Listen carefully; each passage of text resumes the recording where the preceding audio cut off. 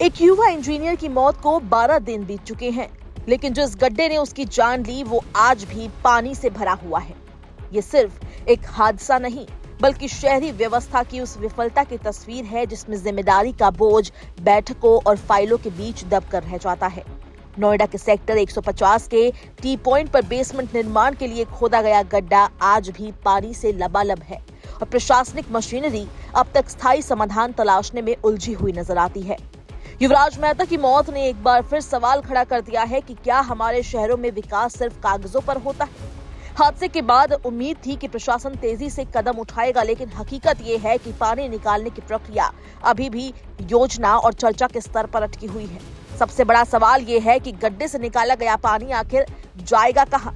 यही उलझन अब तक कार्रवाई में देरी की सबसे बड़ी वजह बनी हुई है। जिस पानी ने युवराज की जान ली वो अचानक नहीं आया था। ये पानी आसपास की सोसाइटियों से निकलकर जमा हुआ था।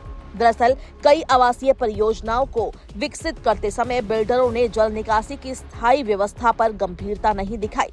फ्लैट खरीदने वालों ने भी इस मुद्दे को प्राथमिकता नहीं दी।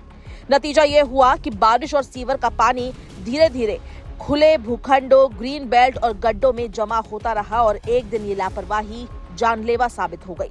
विशेषज्ञों का कहना है कि जब तक सोसाइटियों से निकलने वाले पानी के लिए वैकल्पिक और स्थायी रास्ता नहीं बनाया जाएगा, तब तक किसी भी गड्ढे से पानी निकालना सिर्फ अस्थायी समाधान होगा। आज अगर ये गड्ढा खाली भी कर दिया गया तो कुछ ही दिनों में फिर से भर जाएगा। यही कारण है कि प्रशासनिक स्तर पर निर्णय लेने में लगातार देरी हो रही है। सेक्टर 150 के आसपास के इलाकों तक फैली ग्रीन बेल्ट अब हरियाली का प्रतीक नहीं रही। पिछले कई वर्षों से यहाँ पानी जमा हो रहा है। लगातार जल भराव के कारण हजारों पेड़ सूख चुके हैं। जिन क्षेत्रों को पर्यावरण संतुलन के लिए विकसित किया गया था वो आज बदहाल स्थिति में है। स्थानीय लोगों का कहना है कि बारिश के दिनों में स्थिति और गंभीर हो जाती है।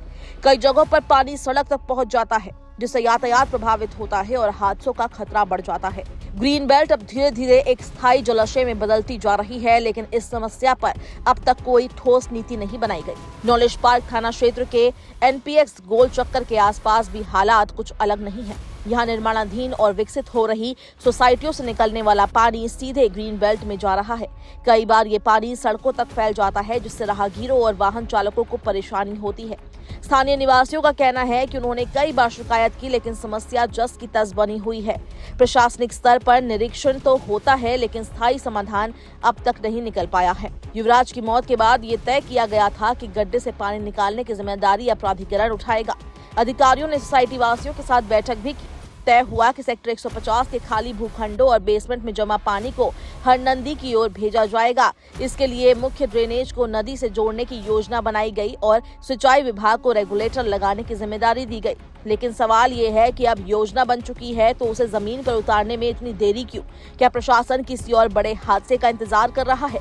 युवराज की मौत सिर्फ एक व्यक्ति की त्रासदी नहीं है, बल्कि ये उस सिस्टम की विफलता का प्रतीक है जो हर हादसे के बाद कुछ दिनों तक सक्रिय होता है और फिर सब कुछ भूल जाता है। सवाल ये नहीं कि पानी कब निकलेगा, सवाल ये है कि क्या सिस्टम कभी अपनी जिम्मेदारी समझेगा।